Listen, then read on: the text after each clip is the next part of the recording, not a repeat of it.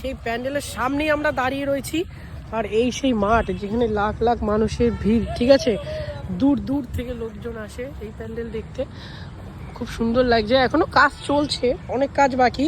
তো পুজো তো সেপ্টেম্বরে 27 আই থিঙ্ক, পঞ্চমী তখন শুরু হবে।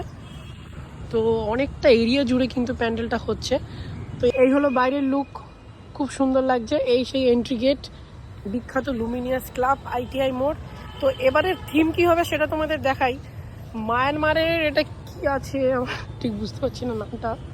এটা মায়ানমারের একটা থিম হচ্ছে। চলো ভেতরে আমরা প্রবেশ করি, দেখি ভেতরে কিরকম লাগছে। এই হলো এন্ট্রি গেট, অনেক জিনিসপত্র রাখা রয়েছে সমস্ত কিছু প্যান্ডেলে। আমরা তো ভিতরে দেখলাম, খুব সুন্দর। মানে এখন তো কিছুই মনে হচ্ছে না ভেতরে, যে কোনো জিনিসের গায়ে স্ট্রাকচার দেখে সেটা মনে হয় না যেটা অ্যাকচুয়াল কি হবে ফাইনাল লুক। তো আমরা ভেতরে তো এন্ট্রি করলাম, দেখলে তো এটা মায়ানমারের একটা থিম হচ্ছে। আমি ভেতরে জিজ্ঞাসা করলাম, তিনি বললেন আঙ্কেল। তো যাই হোক, তো 27 সেপ্টেম্বর আসা হচ্ছে গাইস। গত বছর এসেছি, এবছরও আসবো। খুব দারুণ লাগে এই জায়গাগুলো ঘুরতে।